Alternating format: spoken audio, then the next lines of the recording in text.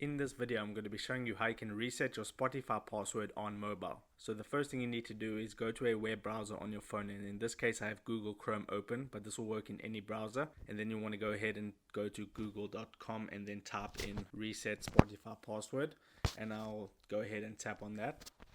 Then what you want to do is tap on the first search result, and I'll link this in the description so you can just go ahead and tap on that. It's going to take you to this page. You enter in your email address or your username associated with your Spotify account. Once you've entered your email address, you want to go ahead and tap on the green send button. Now it's going to send an email to the email you just typed in, and you want to go ahead and check that email inbox. So this is the email that I just received from Spotify. So you want to go ahead and tap on reset password. It's highlighted in green. Tap on that. Then it's going to take you to this page. You enter in your new password twice, you fill in the reCAPTCHA, and you tap on the green send button, and then your password has been reset.